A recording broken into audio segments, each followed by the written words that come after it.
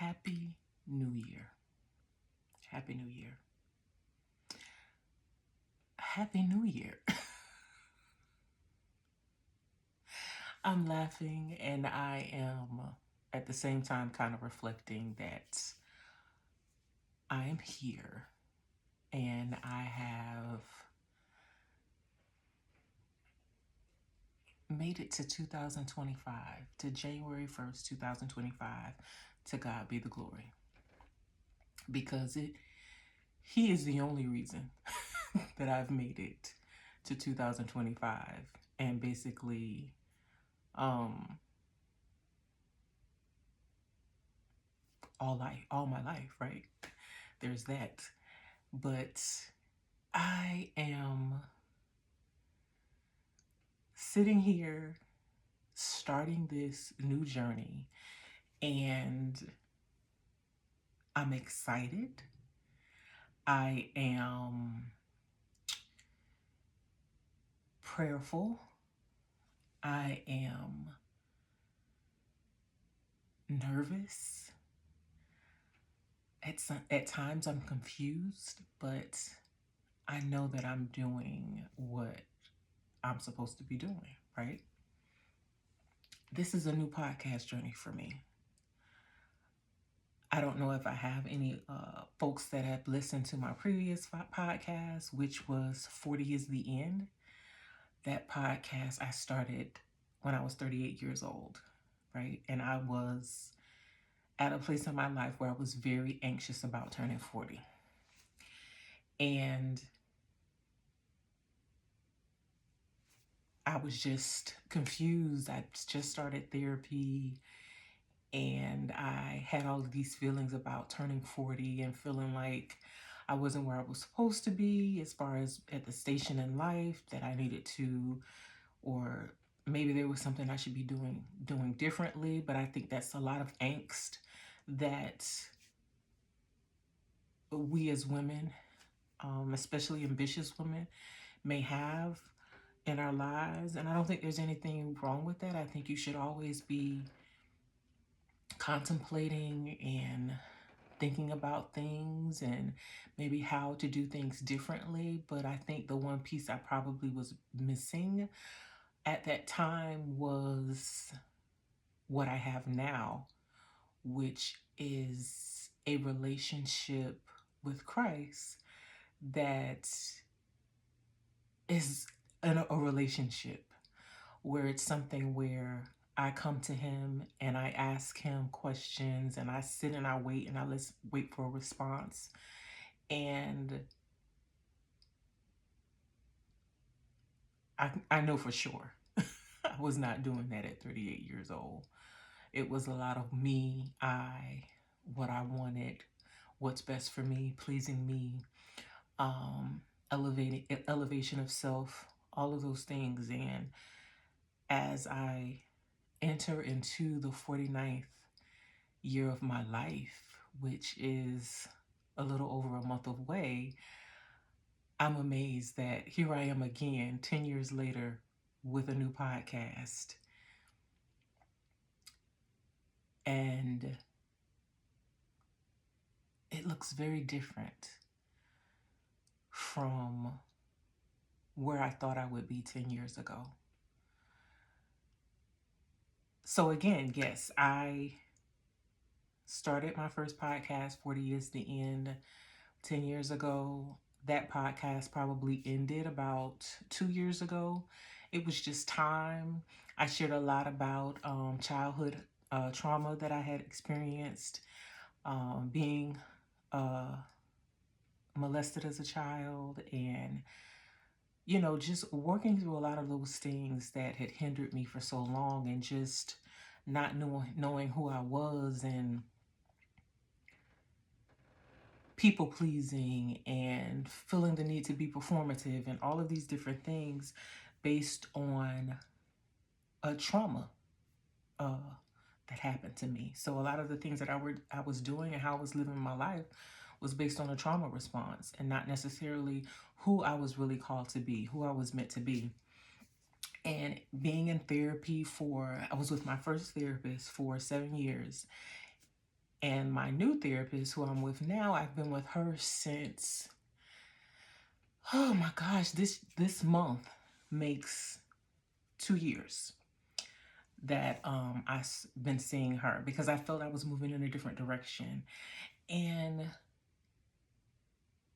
the work that I've done with her has been everything that I did not know that I needed. I think that my one therapist served a purpose in helping me heal a lot of those childhood things. And what I think too, because of her age, it worked beautifully. And a lot of what has happened over the past few years, I can really see God's hand in my life, and all of the things that how he has guided me through life, through the good, the bad, whatever. His hand was always on me.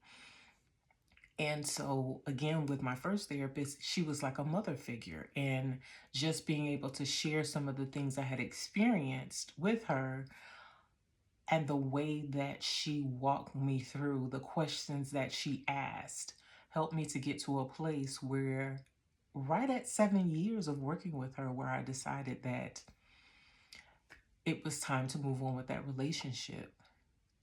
And it was a beautiful uh, experience with her. The closure of that relationship was something that I was very anxious about. And even in that, I was people pleasing, because I thought, oh my gosh, she's going to be upset with me. I was nervous about doing it. I really wanted to ghost her.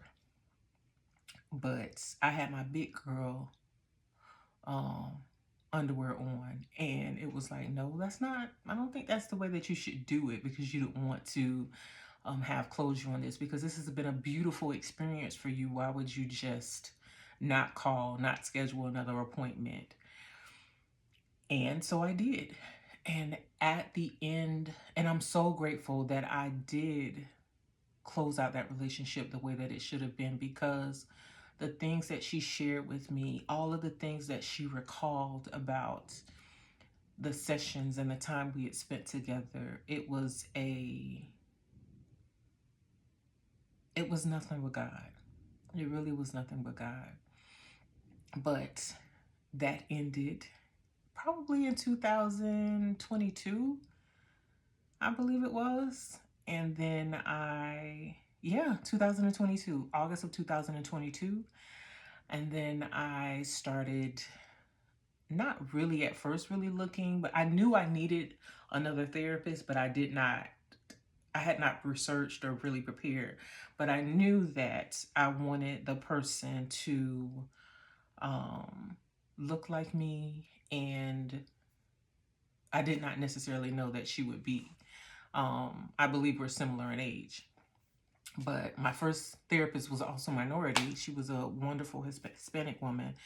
But where I was in this place in life, and with the way that the world was, I really needed someone who I felt safe to share some of the other things that were coming up for me, especially being married to a Black man and having a Black son, and everything that at the time was going on in the world. And so that's when I did start doing my research, I was able to connect with another therapist, and we've been, again, this year will be 2 years that I'll be being seen by her. And as I sit here and I think about, this introduction into this season of life and this new podcast journey, I am very mindful of the things that we say and the things that we share and we put out. And for me, it's very important that I'm really saying something, that I'm not just here to entertain, because I love to have a good time, but um, time the time here is better spent having a good time. Not saying that there won't be anything, because I laugh all the time, but also wanting to make sure that I'm asking myself the right questions, and always making sure that I'm getting to a place of clarity, right? So, the Killing Me Softly podcast. What is that? What is it about? And as I sit here, I realize that literally the past 10 years have been killing me softly. Killing me softly from what was to where I am now. Uncovering, digging up, really getting down to the root, uprooting those places in my life where, again, I had to people please, where I felt like I wasn't enough, where I felt like I had to be someone that I wasn't, where I had to cover up who I really was, the person on the inside, the person that has always had dreams of something else, right? And discovering that, having the opportunity to truly be who I've been called to be. When I was growing up, I was an overweight child. And so a lot of what I did was really from a place of wanting to be accepted and wanting to feel, if I was not accepted, then I did really well in school, did very well in school. That was my thing. I always focused on that. But in my heart, I always loved to sing. I would do monologues and sing in the choir, and always wanted to be creative in some way. I wrote a lot. And, as you get older, and well, not necessarily as I got older, but my grandfather, who was an amazing man and helped my mother to raise me, would always say, get your education, boo boo, get your education. And so education was always at the forefront. Like, I'm going to college, like, period. There's no other way around it. I am going to college. And I never took issue with that because I did well in school and because I enjoyed school. That wasn't an issue for me, but the creative side in me wanted to, I also wanted that too. Um, but I was not able to fulfill that like I would have wanted to. But I went to college. I did everything that I needed to do, graduated. I went on to get my master's degree and started on this trajectory. Excuse me, help me say that. Trajectory. I started on this trajectory where once I got in higher education, I said, okay, this is what I'm doing. And this is the way that was going to be. And when I started out working at a university in New Jersey, and then when we returned to Florida, I worked for a local county government for a year and realized I hated that because my master's degree is in public administration. And I thought, oh, well, I'm going to focus on public admin. And once I got into it, and I think it was just the environment because I was in management of budget, there was nothing that I was doing directly to impact the lives of people. Like, I wanted to see the work that I was doing. And so that lasted a little over a year, about a year and a half. And then I decided to take a position. I interviewed for a position back at another university, took that position, and I felt like, oh, I'll be back in higher education. I really enjoyed it.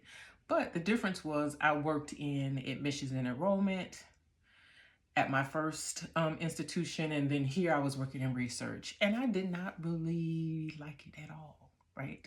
Did not like it at all. I stayed in that first position for about 4 years, and then I moved to a college. I worked in that college for another 4 years as a research administrator. And it was okay, but still.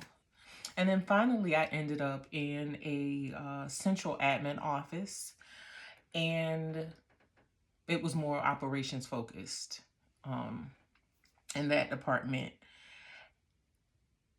And I enjoyed it. I always enjoyed it, or so I thought.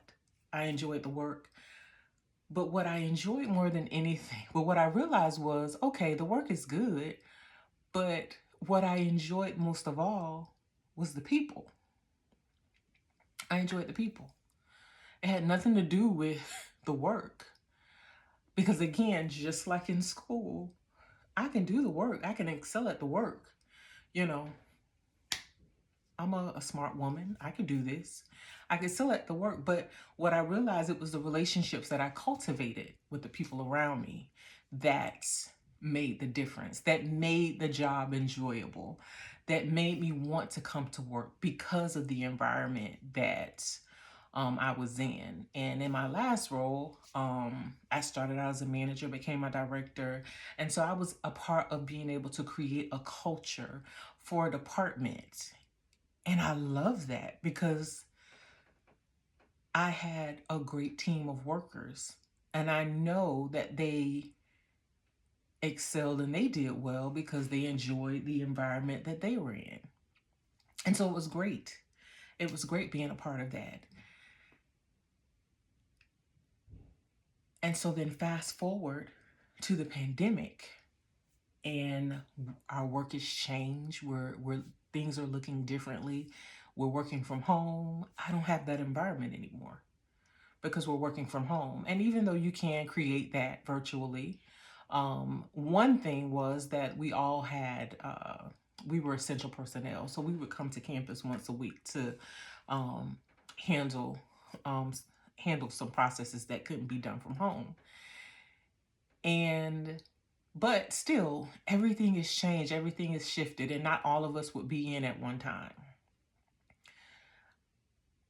And so throughout that process, we're still working from home, and life has just changed. It's completely different from what it was.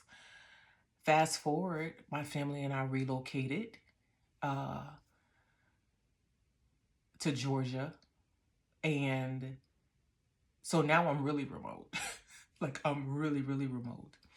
And one thing about me, that a title that I've put on myself for the majority of my life, was that I was an introvert.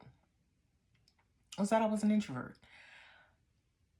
And so working from home full time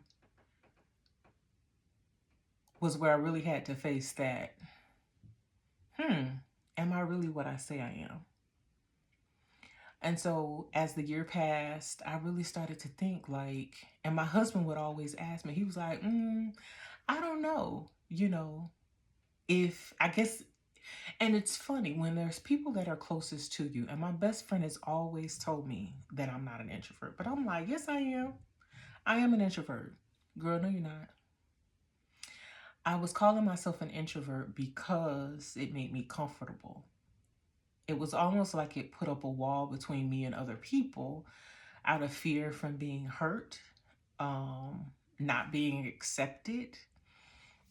But that's not who I am. Now, I'm very observant. I still am a person who takes time to get to know people, but at the end of the day, I enjoy people. I enjoy relationships. And how did you work with all these people for all of these years and get the feedback that you got, and you never thought that, girl, you might not be an introvert? And so that's another part of this journey and this experience of killing me softly that I'm uncovering. I'm killing the lies that I've been telling myself. Girl, that's not who you are. You were trying to be safe. You were trying to protect yourself from the hurt of the past. But that was then. This is now. Now you're a woman, a grown woman, a super grown woman, a 48-year-old, almost 49-year-old woman who knows who she is. And yeah, life is going to bring you challenges. Life is going to sometimes put people, you're going to be associated with people, or you're going to get hurt, because that's a part of life. Sometimes you are. Sometimes people won't hurt your feelings.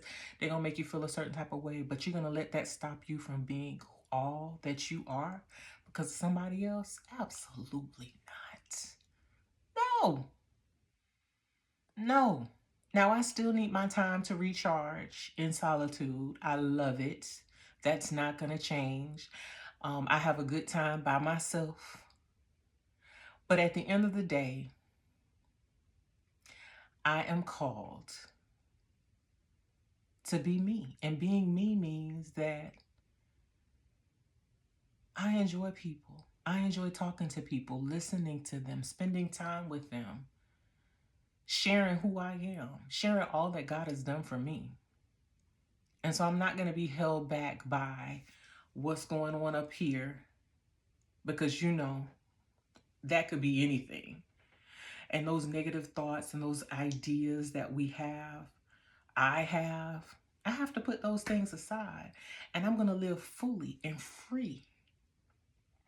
And so every day there's something that I'm going to have to kill about the old me, kill about those old thoughts, so that I can fully step in to where it is that I'm going.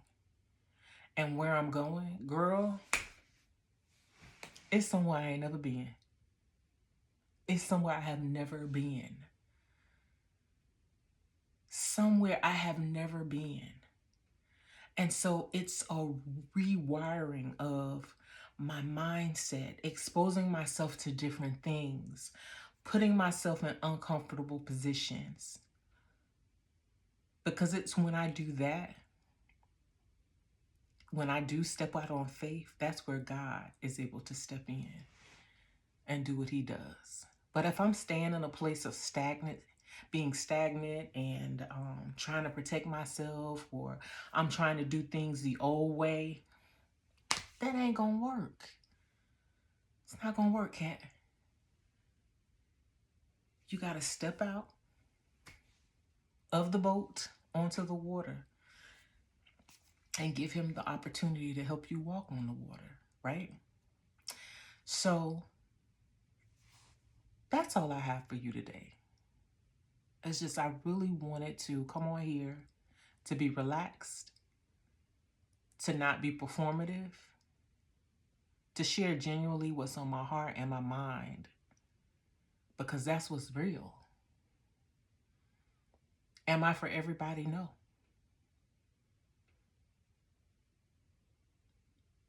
But I'm for somebody. First and foremost, God, and secondly, to myself. So I hope that you enjoy this journey. I'm going to share a lot about what has transpired over the past year that's got me to this place of a totally new me. First up here, a totally new way of thinking about things. God really knocked everything off of my table and made me really uncomfortable in 2024. But I would go through it again. I would go through the hurt, all of the tears, the frustration, the confusion, the not like, why are you doing this? Why are you allowing this? I would go through it all again to sit right here, January 1st, 2025, at a place of peace, because I know that although I don't know what's next or what he has plans for me, he's given me a vision and I have to walk it out. So thank y'all so much for listening. I hope you have a great day. I'll be back next week. You can expect an episode every Wednesday over here. So thank you again. Take care and God bless.